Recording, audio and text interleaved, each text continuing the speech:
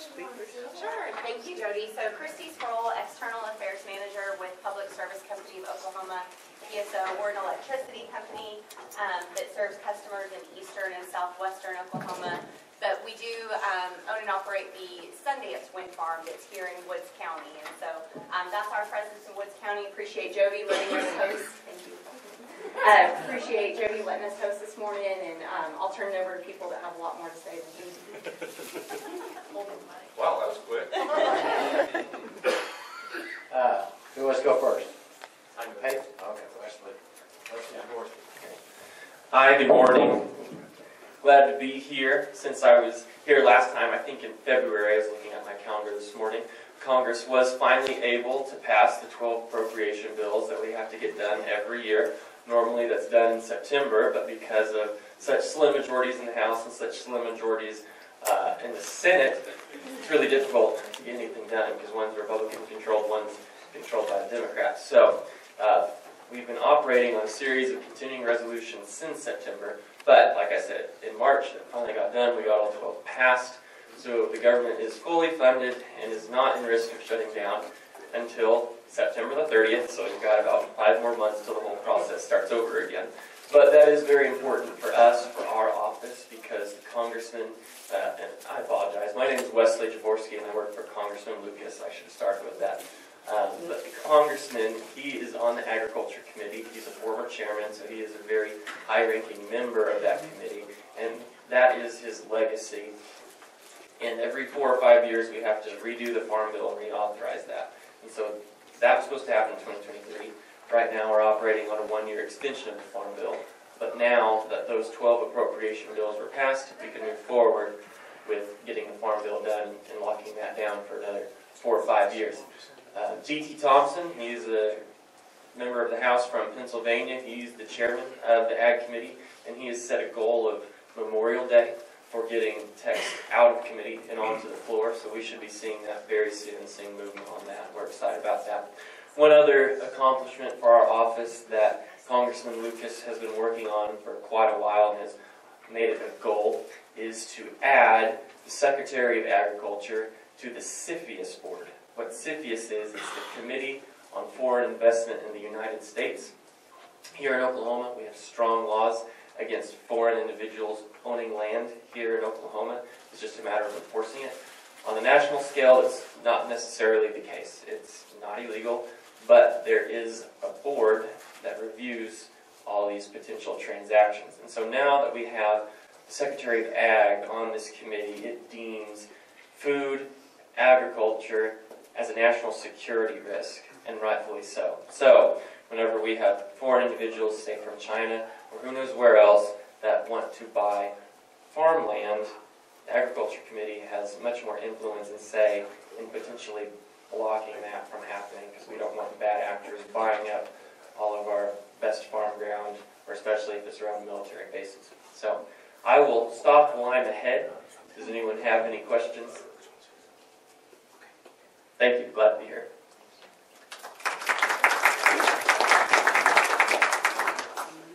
Well, hello, everyone. Good morning. I'm Peyton Burns with Senator Langford's office, field representative. I'll be brief.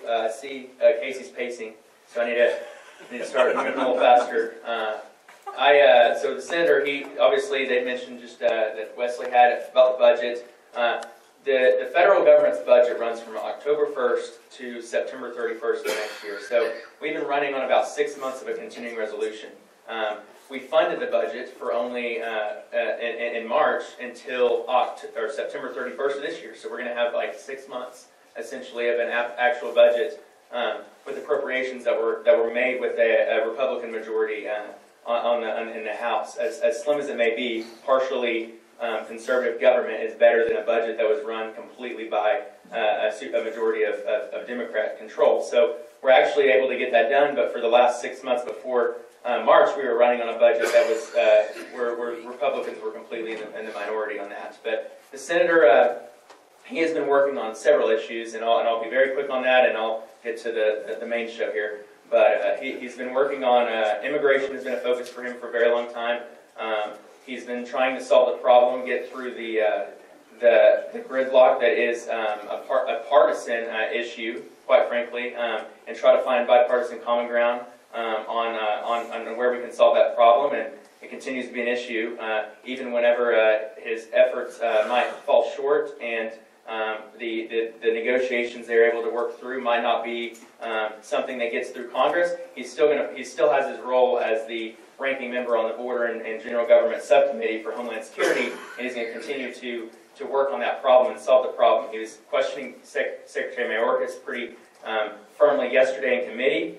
He's trying to solve, if nothing else, why high-interest aliens, why they aren't being documented right now in our number system, and why we can't get that information when he's requested that 6 times since the beginning of the year from our Homeland Security Department. That's a problem. And the Senator realizes that's a problem, and I want to share that with you as much as anything, is he realizes that is a big issue that he's trying to actually solve the problem on rather than make press conferences about, but actually come to the table and get something that can get votes. So that's his biggest focus right now. But there's obviously a lot of local issues and a lot of issues affecting Oklahomans that he's continued to bring to Congress. So when you have issues that are happening, when you catch up with a problem federally, and you need to bring it to your federal legislators' attention, please call one of us. We have our cell numbers. I think that's it. Yeah, Wes says cell number on his card, and I do too. Call us.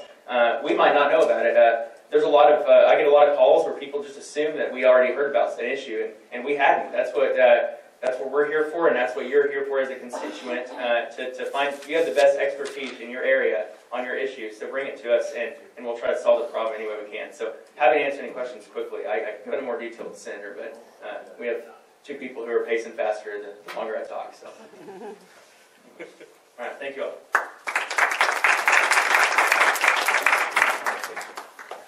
So, everybody hear me all right, I'm sure, right? Not too loud? Now, if you guys don't mind, I like to walk around a little bit. It's great to be home.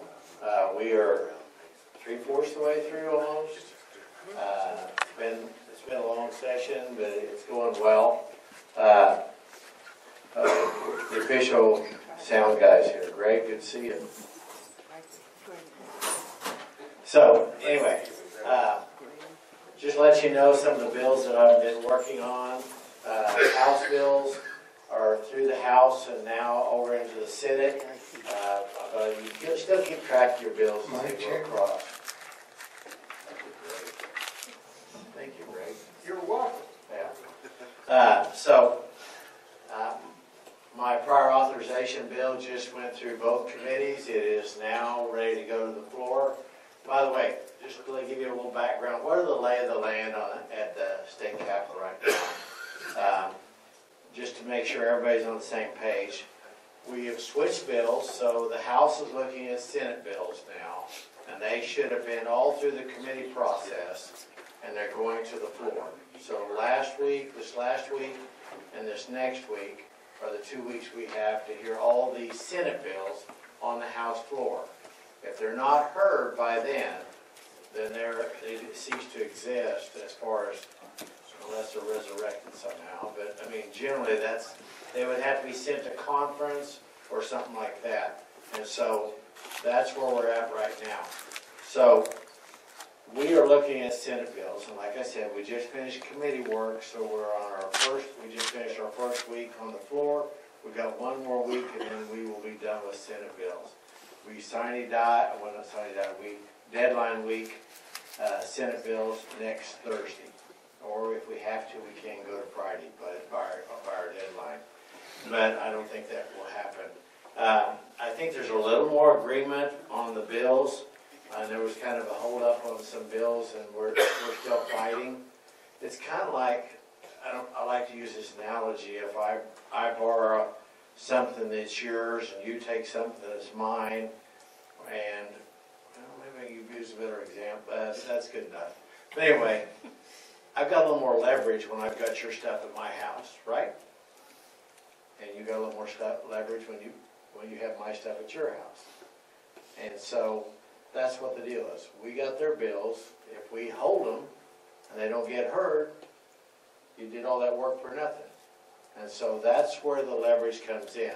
And that's why you generally see everybody's hunky-dory at the first half of the legislative session, and then you get to this point and everybody goes, well, what about this, or what about that? And so, there's a little bit of that going on right now, but I think I'm hoping we've jumped the main hurdle, and so we're moving forward on getting some bills done.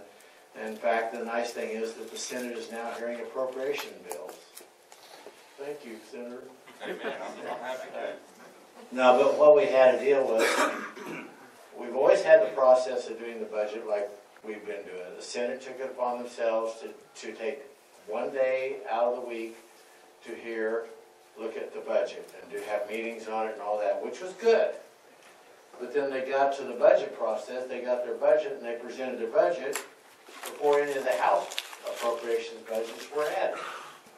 So then it's just kind of like saying, there's what I want, it's in the budget, we don't care what you want, we're not putting it in the budget. And so it really needs to wait until both appropriation budgets are coming across the finish line. And so that's where one of the sticking points was, but we're past that. But anyway, prior authorization bill that I have that would help our medical doctors get prior authorization for surgeries and other medical procedures on you, the patients, give them more time to be able to be with their patients and then also be with their families rather than sitting there doing electronic filings on the computer and handling rejections and stuff like that. We're trying to make it in a more timely manner, smooth manner, so that if you're needing a procedure done, you can get it done in a more timely manner. So that's one of the things. And I'm pretty proud of that because I got all the people in the same room and worked with them, and so I think we're moving in the right direction. One of the bills, actually it wasn't last week, week before last, I lost my first bill I'd ever lost in committee. I've never lost one on the floor, but it may happen this year too. But I lost my first bill in committee. I had a bill that was given to me by Senator Yeck, and right now we have a problem with our turnpike. Did you guys notice we went to plate pay or pike pass, right? Why did we do that? Because of safety issues. We had crashes, people back hitting people, pulling over at the curb. We had people working there who had been injured and stuff like that. You've seen this in Kansas, you've seen this in Texas. It's safer and people can keep running. They don't like to stop and pay toll. But I want to go down the road. I went down the toll road, so you go. Well, we have a problem in Oklahoma. And I think it's less than around 5% that are not getting the tags that are not getting read and not being able to do that. And over a third of that is tribal tax, because we don't have registration of tribal tax. Now, the Department of Public Safety has those. So I ran a bill to allow the Department of Public Safety to, through their subsidiary, to release the name and the address of the owner of the tag that was on that vehicle. That's all. Because it's fair, right? You go down the road, you pay your toll, right? And so, anyway, that got defeated because the tribes did not want that to happen, and so it got defeated. By the way, you say, well, so that's $11 million a year. I know from the middle of May of last year until February the 29th, it was $8.54 million in lost revenue for the state through the turnpike. So it is an impact. It is an impact greatly on our economy. So, I mean, to me, that needed to happen, but it was not. I had too many people I had tribal members sitting in the committee. It was a good crowded off building, and we had a lot of tribes members there, and then a lot of the members that I have are from eastern Oklahoma, from tribal territory, so that bill did not make it out of committee. And so it's something we're going to look at down the road. We need to do something because, give you an example. If I'm a tribal member, or I have a tribe tag, and by the way, I'm 1/16 Cherokee, I'm just not on the roll, but if I am a tribal member and I live in Stillwater, Oklahoma, and I worked in Tulsa, Oklahoma, I can get on the Cimarron Turnpike and go back and forth every day for free. If I'm not a tribal member, I'm paying about $1.50, $2 a day to do that. So I'm just trying to make sure it's fair. We worry about prejudice and all that, so I'm just trying to make sure that's fair.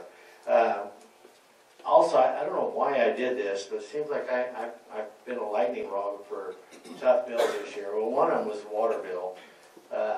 As I've mentioned before when I've been here, water is crucial to our area, and we draw all our water from underground aquifers. I mean, I think it's Watt, and then Enid gets some of their water out of Call Lake, but the majority of us get our water from underground aquifers. If we don't take care of these underground aquifers, we may not have any water to live on. And so I'm working, I had a House bill that's over in the Senate. It went over there title on, which means if they would approve it and not amend it, it would go on to the governor. They sent me a bill over title off, and we've amended it to make it a little more amiable. I think even Senator Murdock will like it now.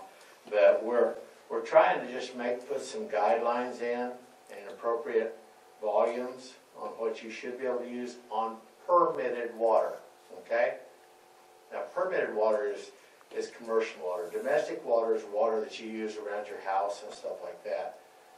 OWRB does not have control over that. They have control over permitted water, and that is commercial industrial water. I mean, even farmers, that if you have normal grazing on your land, that's still domestic water. And so it's just commercial water we're talking about. Those that use thousands and thousands of gallons, okay? I mean, 10 to 20, I don't know, how much can you use in a circuit, in a pivot, in a month, in a real when you're using it a lot? How much water can you use? I can get back. That's a lot of water. So, but anyway, so I'm just trying to make sure that we've got 90% of them that are good players. That's why we do most of our laws, because that's that 10% that doesn't want to live by the rules. And so that's what we have to deal with. And so there's a lot of pushback. It is a private right. It's interesting. Oklahoma, if I'm repeating myself, I apologize. Oklahoma is one of 3 states, Texas, Oklahoma, and I think California. From our state to the west, there's only 3 states that the individuals have the water rights. All the other ones, the state has the water rights. And so that makes it just that much tougher, because everybody says you're cutting into my personal rights. Well, yeah, no, I'm not. I'm just making sure you use the guidelines, you know? That's just like me parking my semi out in the middle of the highway, so, well, I've got a right, you know? It's not right. It just needs to be done correctly. And so that's what I'm trying to get done. Another bill that I'm working on, I've been working on with the wind energy, and PSO is on board with this, by the way, is that light mitigation. We're trying to help on the lights at night from wind towers. As you guys know, especially if you set between 2 wind fields, the blinking lights, they're coordinated, but they're coordinated opposite of each other, and so it is kind of annoying. But we have them there for a safety reason. So I have a light mitigation in which 1 or 2 things could happen. There's actually 3 things that 3 people that do this already. But one is they will be off, and these are all FAA approved. So in other words, for safety of aircraft too, that the lights will be off unless an airplane entered the airspace. Then the lights would come on. When they left, they'd go back off. I like the second one better, and that's where they just basically, for lack of a better term, put a skirt around the lights so the light can only be seen at that level or above. We don't need to see the light from down here, so that when the aircraft's in that area, they could see that light, but we wouldn't have to see it. And those would be on all the time. So, anyway, those are some of the bills we're working on. I'm going to let Senator Murdock talk, and then we'll be happy to answer questions. So, Senator Murdock. All right, all right. It's good to be here. This morning did not start well for me. I should have just went back to bed and called and said I was sick. So I stayed in Oklahoma City last night. I got up at 4 this morning. Plenty of time to get here. So much time that I had time to strip my bed in the apartment and put my laundry in the basket and load the pickup and make a pot of coffee and all of that, and that's not my normal routine. I leave the apartment and I get to I-44 and I left my glasses on the bedside table. So I turn around, go back, get my glasses. Okay, now I'm ready. Didn't feel a whole lot of time. I was 15 miles north of Oklahoma City when I realized I don't have my wallet. Turn around and go back and get my wallet. And I'm like, wow, this is going to be a great day. But I am still glad to be here. Carl, I am so sorry you lost that bill. Your first one. Terribly sorry. The number of bills that I have lost is, I can't count. But I feel like I'm not pushing the envelope if I'm not losing a few bills. I'm not trying to make big changes in the world. Carl and I agree on basically everything. Basically. And he has been my principal author on everything I run in the house. We've made a deal a long time ago, because the first year I think I hurt his feelings, and he goes, why did you call me to run these bills? And I said, well, Carl, I didn't think about it. I said, I tell you what I'll do. First of the year, you come pick what bills of mine you want, and they're yours. On his, I just want to comment, because he did such a great job explaining his bills. I want to comment on his bills. We did get your irrigator bill across the floor yesterday. So. I appreciate that. That is the bill that's going to start fixing our water problems. But his bill on tribal tax, he's right. $8 million, $11 million a year. But I want to take it a step farther. When we are not collecting that on our tolls, who makes up that difference? When we have to fix the turnpike, when we have to run government, function government, who makes up that difference when we're not receiving the money that we should be receiving? We do. And going through what Carl and I have gone through, I think I might have said this at every Eggs and Issues I've had since 2016. Those years were horrible. Horrible. $1.3 billion hole in the budget. We had to make tough decisions. What if we had $11 million that should have been flowing in? Maybe we don't cut CERB, County Roads and Bridges. So I had a young lady approach me earlier today and said, what are all these mailers that's coming out on you? Negative mailers. I said, well, I think it's probably the tribes because they spent $50,000 in that mail campaign against me earlier this year. And they did it because I backed the governor when he wants to renegotiate our compacts. Oklahoma came in on the short end of the deal on our compacts, and it's time to renegotiate, and we need a better deal for the state. And I backed him. I think that's why those mailers came out. Anyway, Carl's water bill, yeah, we have to do something with our water. We have to protect it. But Oklahoma, water is a property right. When I first ran, a long time ago, I made the comment, I really don't need to be running, we're in the middle of a drought, and I probably ought to be at home taking care of stuff, but I ran. That's 10 years ago. Now, we had some good years since then, it has rained. But we're back in a drought again, and that's what we deal with. We have good years, we have bad years, we have wet years, we have dry years. We need to pay very, very close attention to our water.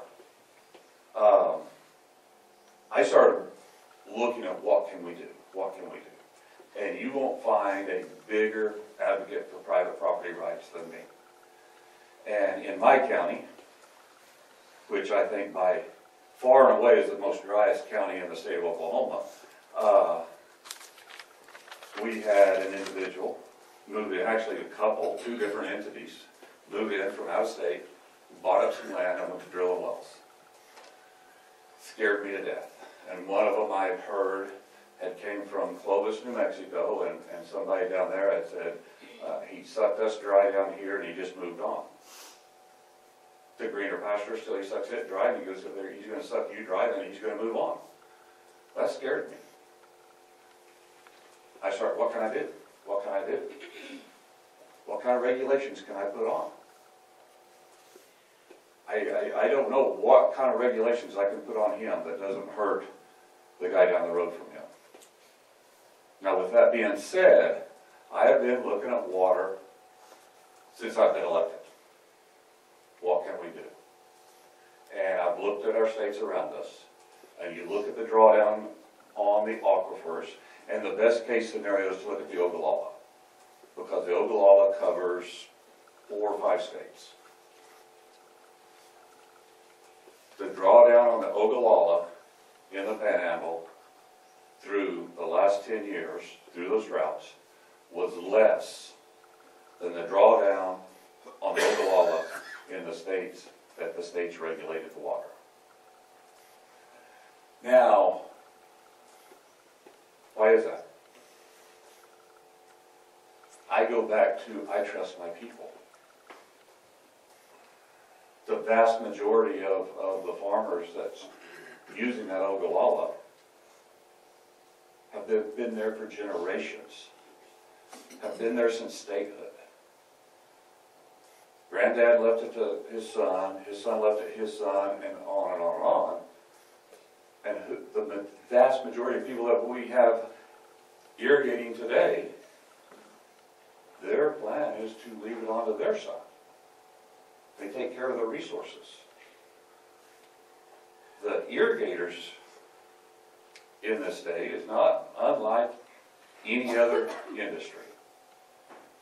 You got good actors, you got some bad actors. That's just the way it is.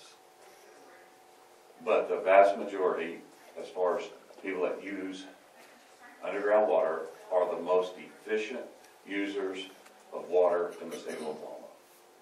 They're 98% efficient. It costs them to pull that water out of the ground. I have a well. It costs me in the summer $4,000 a month to run that well. I'm going to make sure every drop I pull out of the ground is going where I need it and not running down the bar ditch or running out of the field. I'm making sure it is where I need to put it, and I'm not wasting it. What's irritating and what's scary when we start talking about water issues, what scared me to death on that first bill that started in the Senate. Now I have to give it to the Senate author. He did work, he did modify it, he did change it. I'm not saying it's a great bill, but the first draft of that bill had conjunctive use language in it. What does that mean? Best way to explain it is if Oklahoma City needs that water, they get it. They have a right to it. Do y'all know that Oklahoma City owns the water rights in 22 counties, the surface rights in 22 counties? They own the water rights clear to Felt, Oklahoma. They own the water rights on the North Canadian, the Beaver. Language like conjunctive use. Oklahoma City could say, we need this water, and the irrigators out here have to stop pulling it out of the ground because it's affecting the water flow in the Beaver. You guys familiar with the Beaver River? I'm not going to tell you how old I am, but I think I've seen it run 5 times. There's not a correlation between groundwater and surface water, especially in these aquifers. If we ever tie that together, northwest Oklahoma is going to suffer. The panhandle is going to suffer. What's interesting, the dynamics, is my Senate district, the largest in the state. 25.8% of the land area of the state of Oklahoma is my Senate district. Carl's probably one of my best friends. We work together on everything. And I don't begrudge him for what he's doing. Why I'm kind of walking around a minefield on this is the water issues just in my Senate district changes. The water basins in my Senate district changes. The aquifer, the Ogallala aquifer, is different than the aquifer around Fairview, the Cimarron aquifer. It's different. It recharges different. And I say this to promote the bill that Carl just got off the floor yesterday. Thank you, Carl. And whenever I say he gets to pick my bill, no, he's probably the best author I could have on any of my legislation going to the House.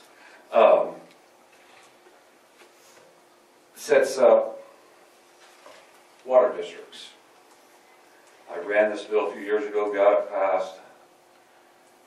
I did it so that the farmers could get more points when applying for EQIP dollars from the federal government. You're part of a water district, you check a box and you get more points, which you can get more grant money to improve your stuff at home. And then the senator's bill comes out on water, and I'm reading it, and I don't like the conjunctive use, I don't like a whole lot of things in there. And I'm going through that bill, picking it apart, while all the time thinking, okay, I understand, we've got to fix our problem. We need to address our problem. What is a fix? I don't like Oklahoma City. I don't trust Oklahoma City. Oklahoma City is not looking after our best interest out here.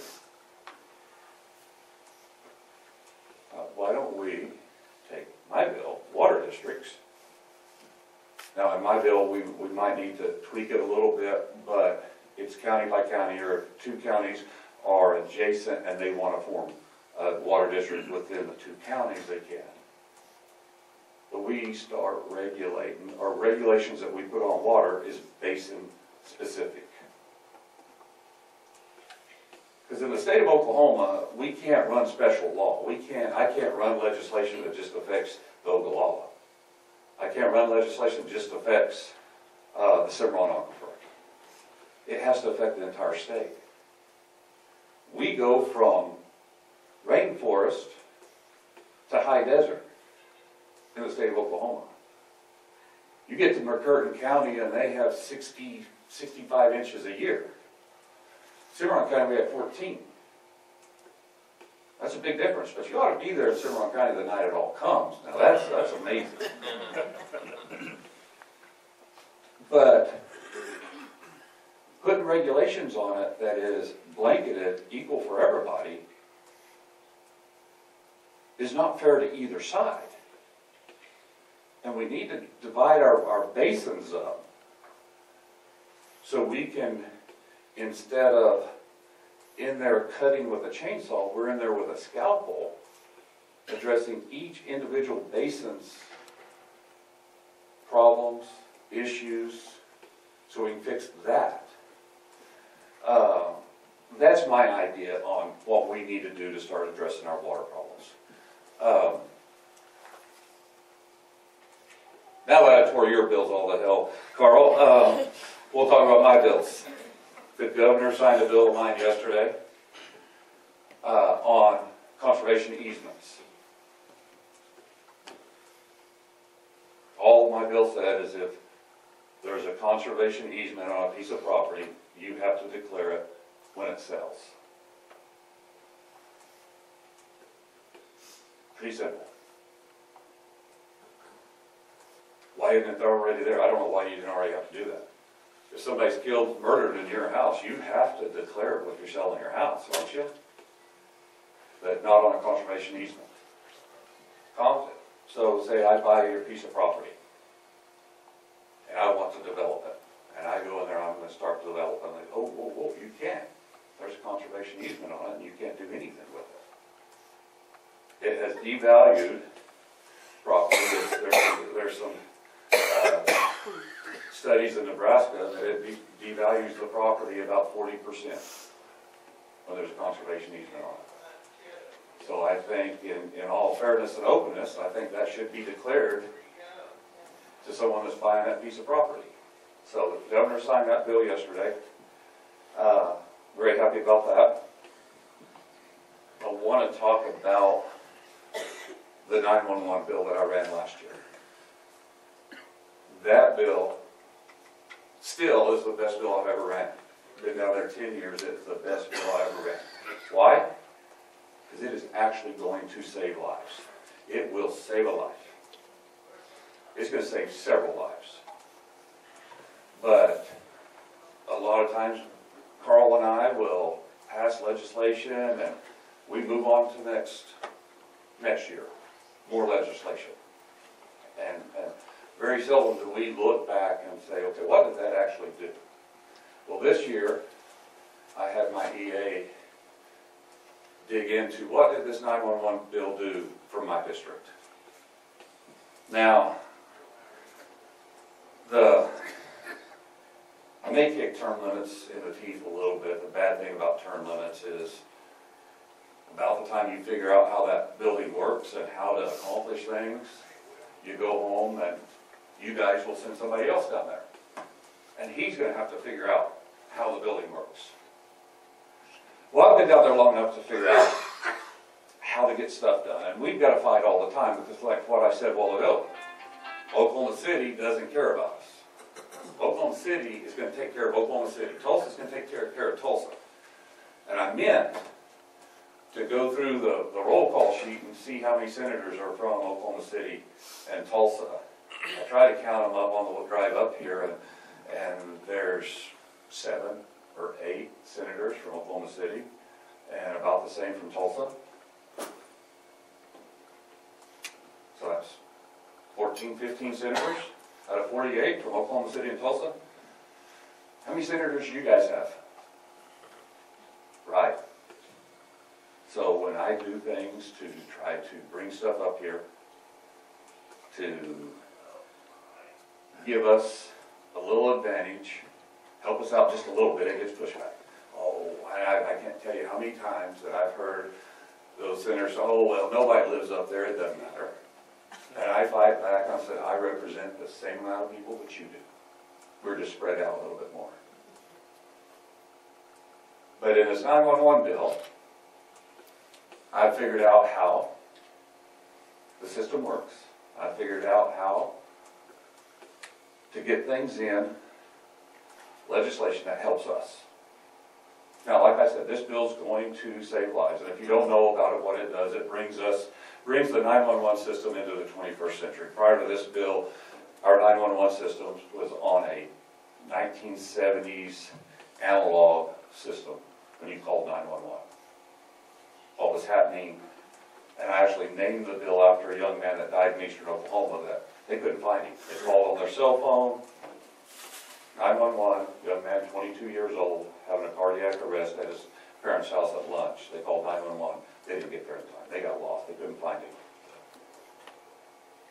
My wife knows where I'm at all times. Why? Because she looks where my phone is. Why can't we have that with 911? It shouldn't have been hard. Well, we need the technology. So that's the easy sell on this bill. We're saving lives. Who's not for that, right? Who is not for saving lives in Oklahoma? Something else I changed in the bill on allocate this money out. I stuck in there, you got to figure square miles of a county on how you allocate money out. What is the, well, I have the same amount of people, but in northwest Oklahoma, we may not have a whole lot of people that live here, but what do we have a whole lot of? Square miles. Across the 10 counties that I represent, we have seen well over 100% increase in 911 funding to these counties. The largest county was Roger Mills County, 400% increase from last year to this year. I have the numbers. I'm going to pull these up because this is amazing what this bill did. And when I came into office, my county commissioners in Cimarron County goes, we can't afford it. We can't afford to run 911. Harper County, we can't afford this. And I know Harper County was piggybacking on y'all's 911 system to help them out.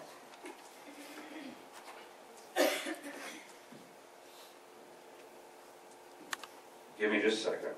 I have it pulled up, but for some reason, when I shut my phone off, it goes back to the, okay, technology. Here we go.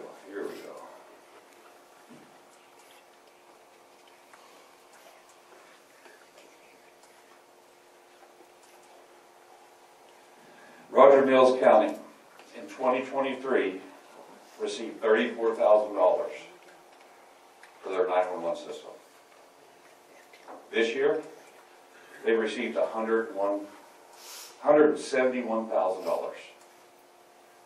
Ellis County went from $68,000 to $173,000. Texas County went from $234,000 to $447,000. Harper County went from $63,000 to $102,000.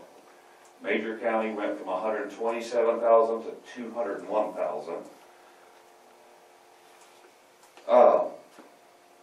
That's going to make a difference. And like I said, we're saving lives. One of the arguments I had to put on the floor, I mean, I'm getting pushback from people in Tulsa and Oklahoma City, the senators. And I said, okay, I'll get you. You don't care about us out there. But think about this scenario. You're going to Red River skiing, and you crash somewhere out there. Don't you want an ambulance there to pick you up? So that bill, I mean, it was one of the other reasons it was a tough bill is, as you're well aware of, you have the big dogs that didn't want to spend any money. AT&T, Verizon, T-Mobile came out of the woodwork against this bill. They fought it hard. The floor leader wasn't going to hear it. I had to go to the pro tem and go into the office and say, okay, how do you want the press release to read? He goes, what are you talking about? I said, my 911 bill. Your floor leader won't hear it. He goes, well, I don't know. I said, well, the press release is going to read two ways. It is going to read that the floor leader team and the state senate cares more about out-of-state corporations' profit than they do rural Oklahomans. Or it's going to read this Oklahoma State Senate is saving lives. I go back and sit down. The bill was heard in 5 minutes.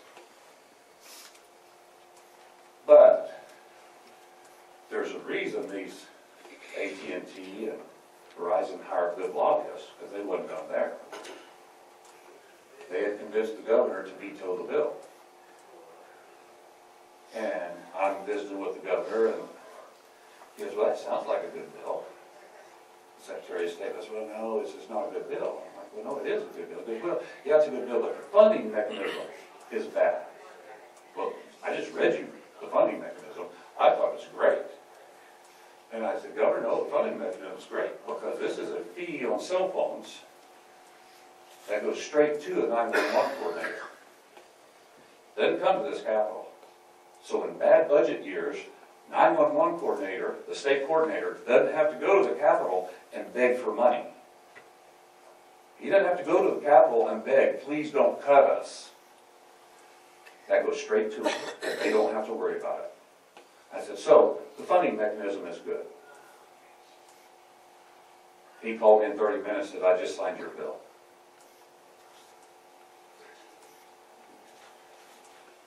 Sometimes at that building, it's not so much sitting on the floor and pushing that green button. And this may be the wrong term to use. I say it all the time, and you got to know how to play the game. That may be the wrong way to say it. You've got to know how to work that building.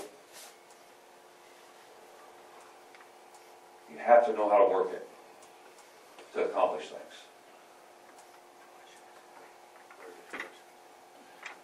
Carl's ready for you guys to beat him up. I'll stop there. And I told Carl, I warned him. I said, I won't go last because I might get up on my pulpit and start preaching. He's pulling the cane out and jerking me off the stage. So is there questions? If there's no questions, I'm going to talk some more. Please.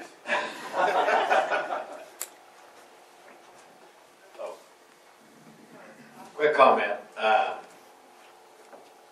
14-year-old farm permit for farm kids to be able to drive.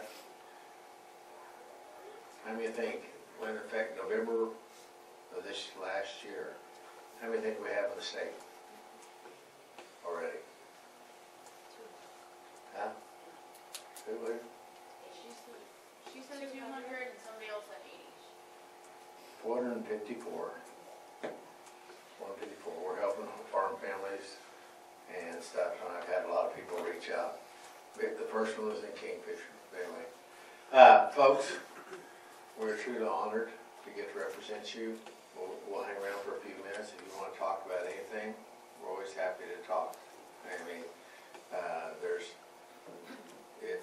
it's just that time of the year. The biggest thing after this next week is budget. We'll work on that, and then the bills that everybody doesn't disagree on, they'll be go to conference and they'll be talking about those. And so we're just trying to get these bills through the last hurdle. So thank you. Yes, ma'am.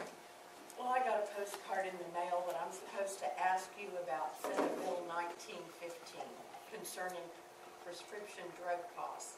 Could you address that? Todd Holder, would you like to talk about 1915? Okay, 1915 is sent out by pharmacies. It's regarding pharmaceuticals. It's saying I'm going to drive up your cost of your drugs if I pass 1915. So what we have is, and you see this a lot in insurance around the world, and different, at least in medical and stuff like that. They get vertically integrated. Okay, and we have a pharmacy business management, and so in other words, that's like a wholesaler, for lack of a better term, and then they distribute down the drugs to the pharmacies. Okay. What just so happens, and I'll just use Walgreens, a big corporation, they have a pharmacy business manager, and they're reimbursed certain money by the insurance company, and then they send that drugs down to different pharmacies. And I can guarantee you, I don't remember exact numbers, but I guarantee you that Holder Drug does not get as good a reimbursement as Walgreens and Enid or Woodward. And so we're cutting into big businesses' profits by moving that bill forward. So when you say that, I'm not hurting you. I'm trying to keep your pharmacies, local pharmacies, here. Okay? I mean, do you want to drive to Enid or Woodward to get drugs? No. I don't know either, and so, My turn. but no, yeah. So what these corporate pharmacies is wanting to do is they're wanting all the business. They want Polar Drug to go out of business. They think they can provide services to rural parts of America through mail order. What would medicine, I check my mail in the evenings when I get home. What would a 110-degree July day do to that medicine sitting in my mailbox? Todd? Would it be as good as if I just came to your store and got it and... I'm probably not qualified. But it's not good. We've got to have, especially in rural Oklahoma, we've got to have Polar Drug. We've got to. Okay. Doesn't that relate the same as the 1796? And we're seeing that, I see that in the optometry profession and stuff like that. I mean, we have vision insurance. Vision insurance covers vision plans when you go in and get your glasses. It doesn't cover eye problems or anything like that. It just covers vision exams and glasses or contacts or something like that. And we have some vision insurance, the bigger carriers, that now sell frames and say, well, if you take our vision plan and use our frame, we'll give you a better reimbursement than if you use Joe's frames. So anyway, it's something we're dealing with. So that answer that question, yeah, we are. Anything else? All right, I'm going to jump off into one quick thing. I think I can cover this pretty quick. You're probably going to see some mailers on me because I voted no on eliminating the juvenile nominating committee, council, judicial, sorry. What did I say? Juvenile, judicial. Yeah, some people, they are juvenile. J&C, and Murdock, Senator Murdock wouldn't know about this because it was before he was born. But if you guys remember, back in the 60s, we had problems with corruption with judges. There was bad problems with corruption with judges. And that's because they were appointed by the governor. The governor would just appoint a judge and he would go into place. So we developed the Judicial Nominating Committee. It's made up of 15 people. 6 of them are lawyers, granted, given by the Bar Association. 6 of them, and these 6 lawyers that are placed, there's one for each judicial district, that we had 6 of them back in the 1960s, and so that's how they end up in those areas. And then there are, I believe, 9 others. 6 others are non-lawyers that are appointed by the governor, and again, by each one of these 6 congressional districts. And then there's one that's given, one appointed by the speaker, non-lawyer, and another non-lawyer by the pro tem from the Senate, and then one that's appointed at large. So that makes up the 15. They announce an opening publicly to everybody when there's an opening for a judicial spot. Then they list all those applicants are listed publicly. So if there's anybody wants to get feedback on who they want, if they've heard anything about a judge and they don't think he would be a good judge or a lawyer that wouldn't be a good judge to do that, they have to do that. Anybody on that commission that has ties with that part has to relieve themselves from talking about that particular candidate. So they go through that. They go through the application process.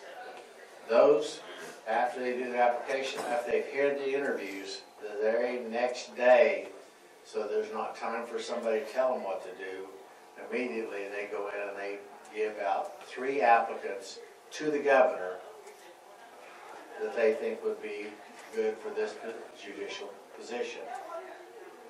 The governor then does an OSBI background check on each one of those 3 individuals.